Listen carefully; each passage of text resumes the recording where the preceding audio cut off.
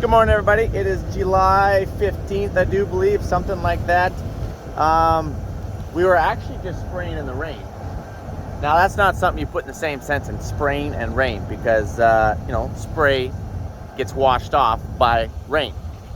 Well, we're not really spraying any chemical. We're spraying fertilizer, like foliar application, and a bunch of little micronutrients and stuff like that going down.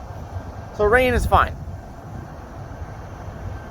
We're out here in this Nexara, and it's starting to really look like it's starting to pull itself together. This stuff was all seeded directly into the grass, and the stuff that we seeded into the break-in looks identical. So again, same as last time, I still can't tell the difference between the two. It's nicely starting to bolt. It's really shaping up to be a really nice crop, actually. Now, we've had a few hot days. Thankfully, we got a little bit of a shower. I think we got maybe a tenth or two. The crop was definitely, not just this crop, but all the crop up here was definitely starting to show signs of heat stress. On some of the hills for wheat, spring wheat is starting to turn blue. And the reason why is because this crop up north has never had to work a stinking day in its life. Every time it's gotten thirsty, there's always been water. In fact, it's been waterlogged more than anything. So we have no root system. So the minute that we get 1 or 2 hot days and there's so much foliage because, it's just been growing and growing and growing and growing, it's never had to put down any roots. Now it's needing roots, and the crop is definitely showing it. So thankfully we got a bit of a cool down here. Hopefully give this stuff a break, and I kind of want this stuff to root. So root! Oh man, anyways. You're probably asking, Mike, you can throw down a fungicide in with this? I probably will, but not on this one. We're just going to do the foliar and the micros for this one, and we'll monitor it closely for sclerotinia. And the rest of the canola will be doing the same, but we'll also throw in the fungicide, most likely. But some of the alfalfa is still wilted. Threw in some Lantrell on it, and it's starting to come back. No sense putting down Roundup on that because it's not going to do anything. This alfalfa plant obviously not very healthy, which is awesome. That's what we want to see. Again, this one over here, wilted, not happy. We got some dandelions and some like sow thistles or whatever we got over here. This guy, he's a little bigger. He's pushing through. So again, alfalfa is really tough to kill in a crop. Unless it's a cereal crop, in which case it's super easy, but it's deep rooted and it will always come back. So it takes a few years to work alfalfa out of the ground. Oh, that's good. That's not canola, by the way. So you could, in theory, probably throw in a little more Lantrell, throw in a little more Roundup, throw in some Group 1 grassy chemical, though I really don't see much for grassies coming at all. Just basically alfalfa and some dandelion and so on and so forth. But normally once you get the flower, it is a little riskier because they say that yield loss can happen. It can sterilize the flower, and of course you don't want that. So we're not going to. The pressure isn't enough. I don't think this is going to do anything. No, it breaks off very easy, so that's good. There is a few healthy ones though, but the canola is off to a really good start,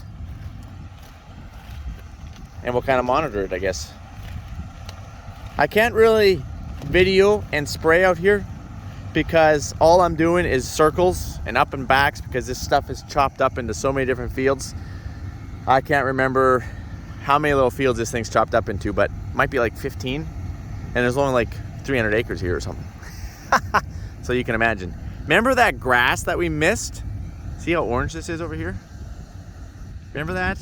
When we were spraying this Nexara the first time? Well, it's good and dead. Smoked it. Roundup plus grassy weed control. Smoked it. Now the canola in that little bit, it's not nearly looking as good as this because the grass ran a lot of competition on it. Definitely hurt it a little bit, but yield would be down a little bit in that. Anyways, I gotta get cracking. We got some spraying to get done. There's that grass that we sprayed out.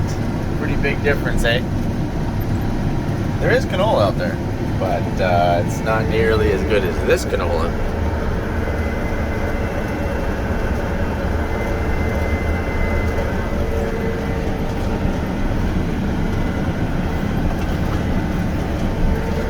I put the skinny tires on, if you didn't notice that already, versus the big floaters, less damage to the crop. But man, is it ever rough. Oh, I thought the floaters were rough out here. The floaters are riding in Cadillacs, you guys, compared to when you put your skinnies on. The reason why is because you have to have so much air in your skinny tire to hold your sprayer up, where you can, you know, you probably got 30, 40 pounds in these little skinnies, and there's less contact on the ground, so they fall into ruts, they fall into these badger holes and stuff a lot easier. Whereas the floaters, you can run at like 12 pounds, lots of footprint, and they're very squishy, like riding on marshmallows. Look at that difference. Will that come back? It's possible. Like the grass, I mean, it is possible. Is there cannolis out there? Well, you gotta dig for them. They're not happy about it. Can't believe I forgot this little wee nook in here. Just spraying over some trees and stuff, no big deal.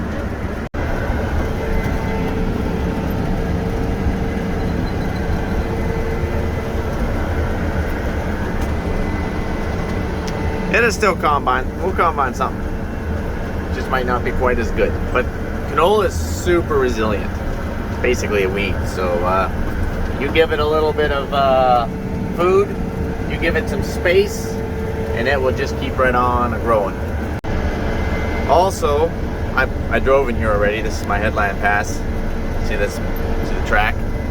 You want to make sure you stay in your tracks now. So even if you want to get way over there, or maybe you want to get way over there, you gotta take the long route around, follow your mapping all the way around, because anything you drive on now, you're gonna break it, and it is not going to come back very good, or at all.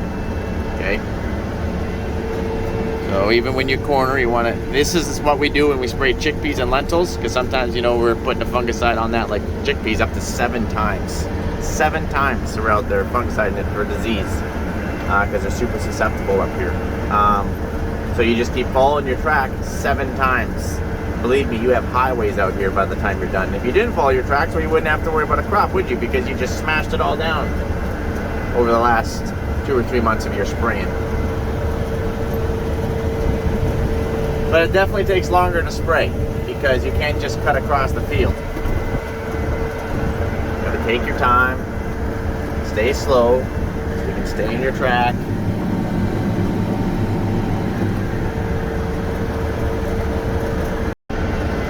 Also, I should mention with the skinnies on, you gotta be careful where you go out here now, because you have a lot of weight per square inch. A lot of weight per square inch on now. And it does not take very much to sink out of sight in soft areas. Even if it looks dry, you drive through with the loaded sprayer with skinnies on, you're gonna go whoop, down you go.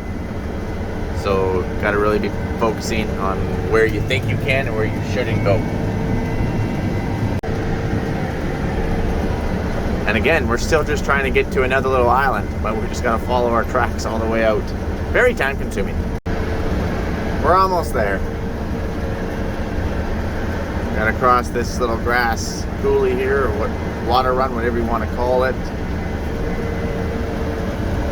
I already crossed it once. There's my tracks. I want to try and... Whoa! Almost blew that.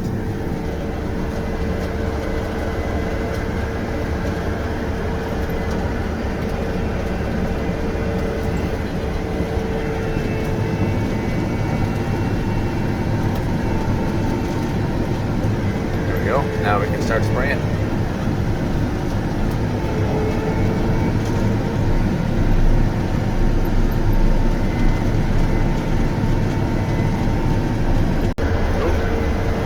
So if you look how it's thicker over there, not here, but over than over here, that's because that was breaking. We broke that, and that's better looking over there than it is over here. I can't stop because I have a contractor waiting for me back at the yard, and I've already taken a lot longer than I told him I would be. So sorry about that, but it just is what it is. basically what I'm saying is the stuff that I broke, not all of it grew. Basically, I did have a little bit more loss in the canola, which was expected because I did increase my seeding rate. I feel like everything on this side, I don't know what happened here, that must be a track or something, but everything on this side grew. It seemed like every little seed that I planted grew, and it's thicker, maybe almost too thick in some places, and that could affect my yield. Where the stuff that I broke, it's a little thinner, but it's way bigger and cabbaged, and it looks better. So that would be interesting to find out. Also, I've been noticing as I've been spraying out here, you gotta remember this grass. Oh, hold on here. Just gotta get lined up here. This grass hadn't been farmed in a lot of years, like, I don't know, 10 plus years, right? The grass is very root bound, it's very hard ground out there I seeded into, even though it was quite wet and muddy. But the stuff that I broke, I loosened it up and I let the air get down a lot better. Basically, that's what it is, just needs some air. And also I think that it's a little bit noticeably better on the stuff that I broke. It's just bigger cabbaged. Now, will it turn out in anything in yield? Who knows? We'll find out. I know where it is, and I would stop and walk out there and show you guys here, but I just don't have the time right now. Just about done, and oh man, I should have turned on my tracks. You always want to turn on your tracks. Gosh, it's hard to do two things at one time.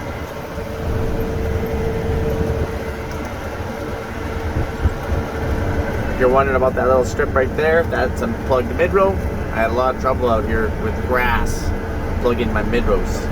The grass was getting between my scraper and my blade, and then it would work its way up and plug off the fertilizer. Pretty noticeable difference, eh?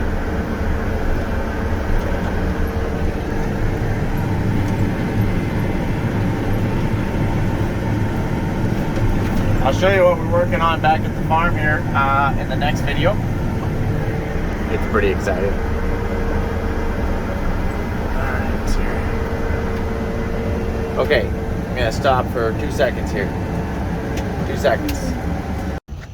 We can't be long here. So obviously in every row, and this is all gonna grow all right. These aren't nearly as big as cabbage, right? Like, ground's pretty hard. It's been grass for a long time. Let's walk over here. This stuff is very chopped up. It did not get pro-tilled. It literally just got disced one time, and I just kind of worked the drill through it. Not optimum at all. But it definitely reduced my seeding rate because not all of it grew, which was to be expected. I feel like all of it grew over there.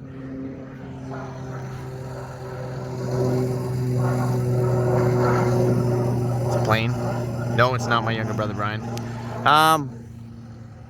Anyway, so since it's thinner, there's a lot more area between the plants, right? Well, the plants get massive, and that's what canola does. It really fills in. So, you know, maybe it's a little too thick over there.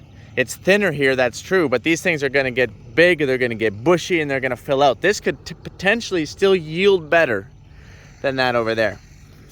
We'll find out, but it's been too long. It's been longer than 2 seconds. I gotta get going. Adios, amigos.